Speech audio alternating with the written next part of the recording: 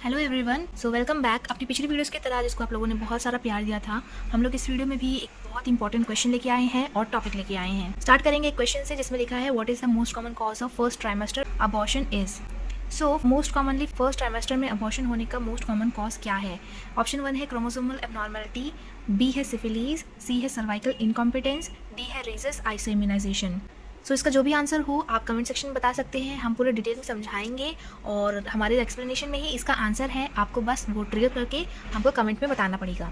So start करेंगे abortion से। Abortion मतलब होता है termination of pregnancy before viability. Viability कब होती है? 22 वीक में वायबिलिटी होती है। वायबिलिटी मतलब कि जब फीटस का लंग फुल्ली मैच्योर हो जाता है और उसका वेट भी अच्छा खासा हो जाता है, तब उस फेज को हम लोग वायबिलिटी बोलते हैं। वो 22 वीक में होता है। तो अगर 22 वीक से पहले अगर अबॉर्शन हो रहा है, टर्मिनेशन ऑफ प्रेगनेंसी हो रही है, तो उसको हम लोग अबॉर्शन बोलते हैं। और फीटस का वेट भी 500 ग्राम से कम रहता है। सो 22 वीक जो होता है उसको हम लोग दो कैटेगरी में डिवाइड करेंगे, एक 16 वीक में और एक 16 to 22 वीक में। तो 16 वीक में 75% अबॉर्शंस होते हैं और 16 to 22 वीक में 25% अबॉर्शन होते हैं। तो इन दोनों में ये वाला लेवल ज़्यादा है। तो अब हम लोग 16 वीक को भी दो चीज़ों में डिवाइड करेंगे, 8 to 16 वीक और less than 8 week. 8 to 16 week में 25% होता है और 8 वीक से पहले 75% तक अबॉर्शंस होते हैं। ये मोस्टली सबसे ज़्यादा अबॉर्शन इसी 8 वीक से पहले ही होते हैं। तो क्या क्या कॉजेज़ हैं अबॉर्शन होने के? फर्स्ट ट्राइमेस्टर में अबॉर्शन होने का पहला कारण है क्रोमोसोमल एबनॉर्मलिटी, जिसमें कि क्रोमोसोमल नंबर 16 में डिफेक्ट होने के कारण एबनॉर्मलिटीज हो जाती हैं और फर्स्ट ट्राइमेस्टर में अबॉर्शन होता है। दूसरा कारण है एलपीडी का। एलपीडी मतलब ल्यूटल फेज डिफेक्ट होता है। ल्यूटल आपने सुना होगा, जो हमारे मेंस्ट्रुअल साइकिल में ग्राफिन फॉलिकल में कॉर्पस ल्यूटियम बनता है बाद में, तो उस कॉर्पस ल्यूटियम से प्रोजेस्टेरॉन हार्मोन रिलीज होता है जो कि पूरी प्रेगनेंसी को मेंटेन करके रखता है। अगर प्रोजेस्टेरॉन हार्मोन ना हो तो प्रेगनेंसी टर्मिनेट हो जाती है, खत्म हो जाती है। इसीलिए ल्यूटल फेज डिफेक्ट मतलब कि उस ल्यूटल फेज में डिफेक्ट अगर हो जाए तो प्रोजेस्टेरॉन रिलीज नहीं होगा, नहीं बनेगा, जिसके कारण प्रेगनेंसी मेंटेन नहीं हो पाएगी और अल्टीमेटली टर्मिनेट हो जाएगी, खत्म हो जाएगी।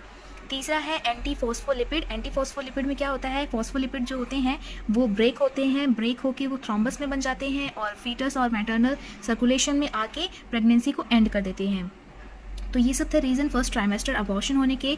अब हम लोग देखेंगे सेकेंड ट्राइमेस्टर अबॉर्शन क्यों होता है। तो सेकेंड ट्राइमेस्टर में पहला है सर्वाइकल इनकॉम्पिटेंस के कारण अबॉर्शन होता है, जो कि मोस्ट कॉमनली होता है। सेकंड ट्राइमेस्टर में अगर हम पूछें कि मोस्ट कॉमनली किस कारण से अबॉर्शन हो रहा है, तो वो सर्वाइकल इनकॉम्पिटेंस से होता है, जिसको हम लोग रिकरेंट हैबिचुअल भी कहते हैं।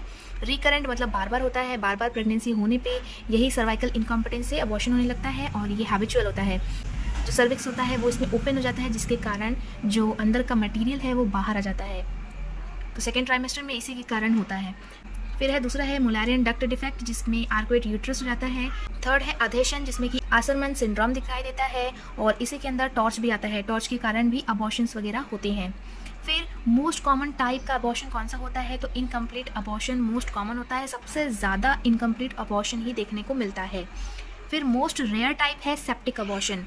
सबसे ज़्यादा रेयर, जो बहुत ही कम देखने को मिलता है, वो है सेप्टिक अबॉर्शन। सबसे ज़्यादा अबॉर्शन इनकम्प्लीट अबॉर्शन, सबसे कम अबॉर्शन सेप्टिक अबॉर्शन। तो ये दोनों चीज़ें हमको याद रखनी है।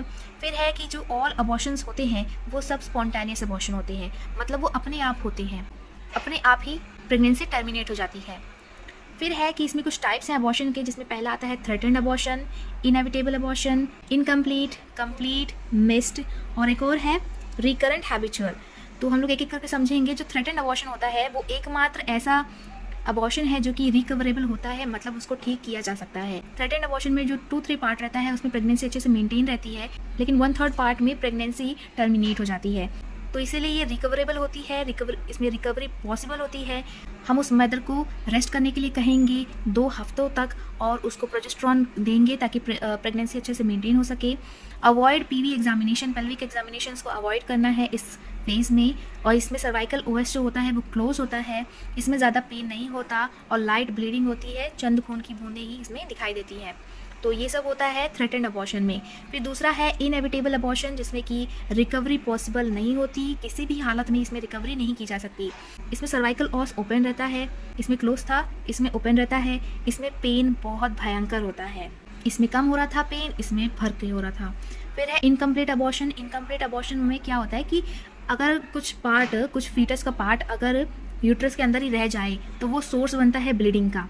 सम टिश्यू अगर रिटेन रह जाए, सम टिश्यू अगर रिटेन रह जाए बॉडी यूट्रस की बॉडी में, उसी कारण ही ब्लीडिंग लगातार होने लगती है। कंटिन्यूस ब्लीडिंग होती है इसमें ऑस ओपन होता है और इसमें प्रोस्टाग्लैंडिन्स लगाया जाता है। फिर है कंप्लीट अबॉर्शन। कंप्लीट अबॉर्शन में क्या होता है कि इसमें पूरे ही जितना भी फीटस का मटेरियल होता है वो सब कुछ बाहर आ जाता है और प्रेगनेंसी एकदम से ही ख़त्म हो जाती है, जिससे कि कोई भी प्रेगनेंसी वाले साइन और सिम्टम नहीं दिखाई देते। All pregnancy sign and symptom disappear, कुछ भी नहीं पता चलता कि प्रेगनेंसी थी भी या नहीं थी, ऐसा हो जाता है। इसमें सर्वाइकल ऑस क्लोज रहता है और इसमें पेन भी एब्सेंट रहता है। फिर है मिक्स्ड टाइप में क्या होता है कि माँ को पता ही नहीं चल पाता है कि अबॉर्शन हो गया, और इसमें डेड फीटस होता है वोम के अंदर। अगर यही डेड फीटस 21 दिन तक रह जाए या फिर 3 वीक तक रह जाए तो वो क्लॉट का फॉर्मेशन कर लेगा और फिर ये आगे बहुत बड़ी कॉम्प्लिकेशंस में चेंज हो सकता है। फिर लास्ट टाइप है रिकरेंट हैबिचुअल हमने अभी पढ़ा था, जो कि सर्वाइकल इनकॉम्पिटेंस के कारण होता है। तो यही हमने यहाँ पे लिखा है, सर्वाइकल इनकॉम्पिटेंस के कारण रिकरेंट हैबिचुअल होता है। इसमें शिरोडकर और मैकडोनाल्ड सूचर्स लगाए जाते हैं। इसमें सर्वाइकल एनक्रिंकलेज किया जाता है, मतलब कि सूचर्स वगैरह लगाए जाते हैं। जैसे कि सर्विक्स जो होता है वो इनकॉम्पिटेंट होता है, प्रेगनेंसी को होल्ड नहीं कर पाता है और खुल जाता है। क्यों खुल जाता है? क्योंकि फीटस के वजन के कारण सर्विक्स ओपन हो जाता है, उसको हम लोग सर्वाइकल इनकॉम्पिटेंस कहते हैं। ऐसी कंडीशन में ये बार बार होता है, हर प्रेगनेंसी में होने लगता है और ये हैबिचुअल हो जाता है। इसीलिए इसमें कुछ सूचर्स वगैरह लगाए जाते हैं, जिसको हम लोग शिरोडकर और मैकडोनाल्ड सूचर कहते हैं। जो सूचर लगाए जाते हैं वो नॉन एब्जॉर्बल सूचर होते हैं, जो कि 14 वीक से पहले ही लगाए जाते हैं। टेम्परेरी लगाया जाता है और रिमूव कब किया जाता है इन सूचर को? तो रिमूव 2 वीक बिफोर ईडीटी मतलब एक्सपेक्टेड डेट ऑफ डिलीवरी के 2 हफ्ते पहले ही इन सूचर्स को रिमूव कर दिया जाता है। और ये यूज़फुल तब होता है जब cervical dilation less than 4 centimetre हो, तभी ये सूचर्स यूज़फुल रहते हैं। फिर अबॉर्शन का ट्रीटमेंट कैसे करना है? तो ट्रीटमेंट में 2 मेथड यूज़ किए जाते हैं, एक मेडिकल मेथड और एक सर्जिकल मेथड। मेडिकल मेथड में ड्रग ऑफ चॉइस दी जाती है अबॉर्शन के लिए प्रोस्टाग्लैंडिन्स, और फर्स्ट ट्राइमेस्टर में अगर पूछे तो प्रोस्टाग्लैंडिन दिया जाता है, सेकंड ट्राइमेस्टर में ऑक्सीटोसिन दिया जाता है, लेकिन overall drug of choice abortion की प्रोस्टाग्लैंडिन्स होती है। फिर सर्जरीज में सर्जरी ऑफ चॉइस क्या होती है? तो डीएनसी होती है। फर्स्ट ट्राइमेस्टर में पूछें तो डीएनसी कराया जाता है, सेकंड ट्राइमेस्टर में पूछें तो डीएनई कराया जाता है।